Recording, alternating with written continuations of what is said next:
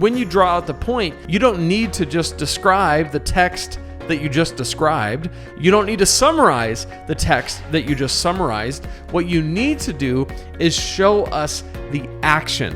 Where is the application from the truth that we just were taught? When it comes to making a point in your message, you want your points to work. What makes a point work versus what makes a point stink and not work? That's what we're going to talk about today here at the Preaching Donkey Podcast.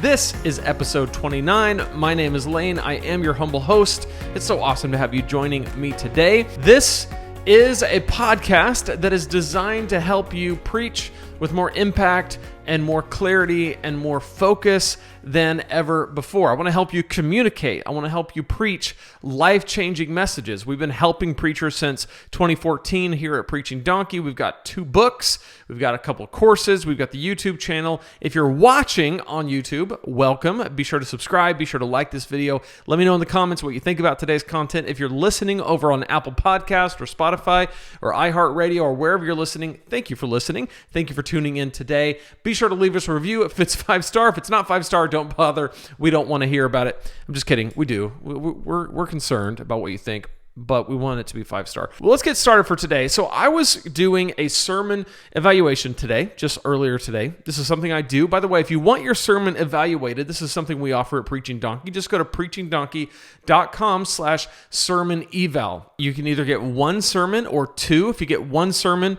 we just do the sermon, and what happens is you send me the link, I watch it, I write a bunch of notes, and then we jump on a Zoom call and we go through my notes. I give you actions, things that you can work through, things that I saw that were great, things that I saw that you can work on. And then if you do the 2 sermon option, we'll do a sermon, we'll wait a little bit, you'll take note of some of the suggestions, apply those, send me another link, and we'll go through the process again. So you get a little bit of a discount if you do 2 sermons. You get kind of twice the amount of evaluative feedback. But I find the evaluation process to be really fun, not just for the person, but for me. I love to watch sermons, and I love to listen to see how people preach, what they're preaching on. And so if you're interested in that, again, preachingdonkey.com/sermon eval. But today I was evaluating a message, and a common thing came up that I see a lot when I do evaluations, and that is the way I see pastors structuring their points, the way I see them delivering their points and crafting their points, I think could be improved. And a lot of it comes down to just a few adjustments that you could make. So in this episode, we're going to go through all of the ways, starting with the mistakes that people make with their points, some common mistakes, and then we're going to talk about what are 1 or 2 really simple adjustments that you can make to make your points punch a lot harder and tighter in your messages, and as a result, make a much greater impact. The first thing I want to talk about is the mistakes that people often make. What are some common mistakes when it comes to points? Well, the first mistake is not making a point, okay? Right? There are sermons that literally have no point. I mean, there's no bottom line, there's no points, there's no supporting points. And so the first thing you want to do is say something. And really, what a point is not the point of making a point is not to make the point. It's to take the totality of a section of your message and distill it down into a thought and communicate that thought. If you think about it, when you preach, people are hearing a lot of words being thrown at them. And so if you never make a point, then people don't have the opportunity. You haven't made it accessible or easy for people to say, oh, okay, from what you said here and what you said here and what the text says here, I'm supposed to draw this conclusion. So not making a point, I think, is the number 1 mistake. The second thing that people do when they make a point is they just describe or summarize what's happening in the text. So maybe they'll read a portion of the text and then they'll just kind of describe it, right? Or describe a truth from it. And that's kind of getting you halfway there, but here's what I would suggest doing instead.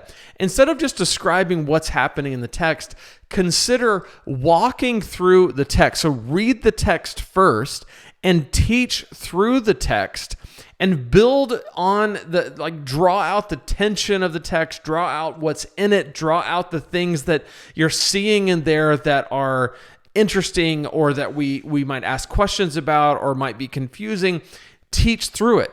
Build tension around it.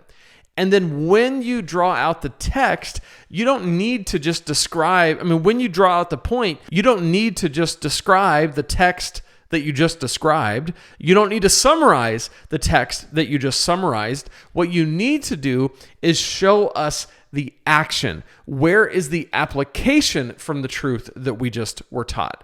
So don't just describe it, give us the action. Let me give you an example. So in the sermon that I was evaluating today, one of the points, the first point, was a purpose to achieve. That was the point. The text was Philippians 2:12 through 16. So verses 12 and 13, it says, "Therefore, my beloved, as you have always obeyed, so now, not only as in my presence, but much more in my absence, work out your salvation with fear and trembling.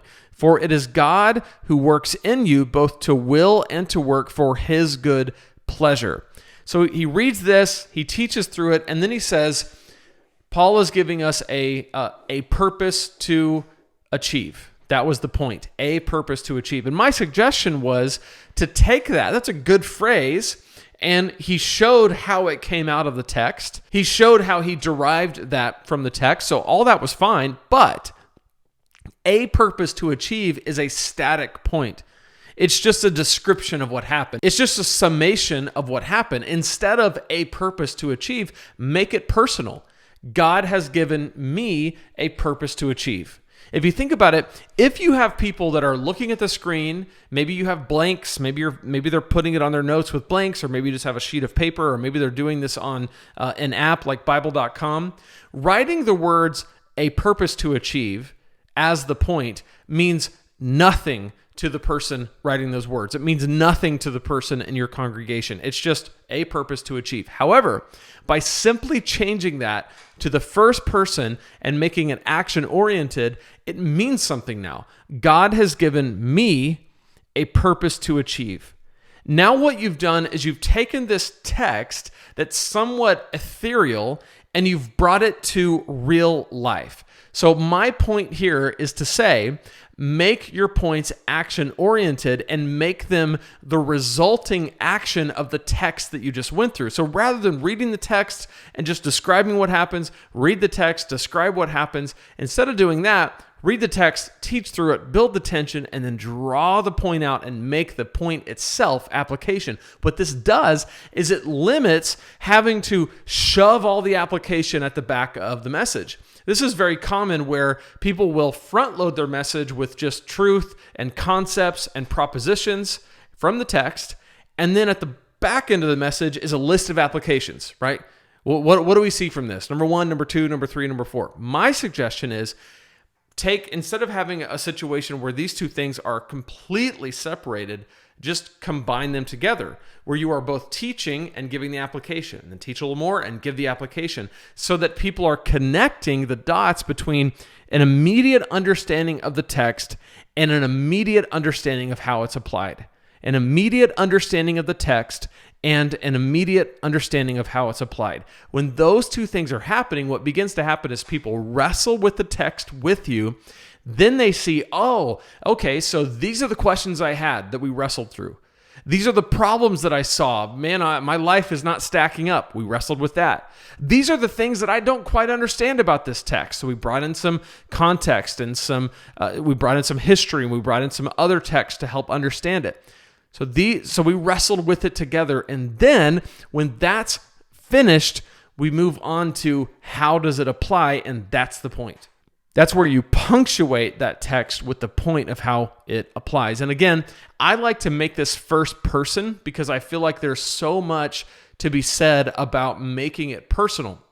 This is not to say that every text is about you. That's not what I'm saying. It's not to say that every text is meant to be about me and my self-actualization. That's not what I'm saying. What I'm saying is that if you do a good job of teaching through the text, and then you draw out a point that is an application, it is going to apply to the individual. So by making it first person and having them write it, or even having them say it, or certain words from it, you're helping them understand this is the connection between God's word and my life. And it's immediate, and I think that goes a lot further. So don't make the mistake of, first of all, not making a point. Don't make the mistake of making your points benign or neutered to the point where they're literally just a description of what's happening. Instead, make the points action-oriented so that they're actually an action in themselves. They're an application in themselves, and then personalize them such that when people write them down, when they hear them, when they read them, when they say them, they go, oh yes, this is about me. I don't have to wait to the end of the message and try to remember how this application connects to whatever we just taught, because you're connecting these two things together. That one simple change will go a long way in helping people make the connection between what you're teaching and how they're living. So this was a quick one today, but I wanted to give you something to work with if you're making a message right now, which a lot of you are. It's a Thursday, and you might be working on a point and trying to figure out, how do I structure this in the best possible way? So again, preachingdonkey.com/sermon eval if you want me to look at one of your messages personally, and we'll be able to hop on a Zoom call and talk about it. Otherwise, I'll see you next week for the Preaching Donkey Podcast, episode 30. Until then, remember, if God can speak through a donkey, he can speak through you, and he can speak through me. We'll see you next time here at the Preaching Donkey Podcast.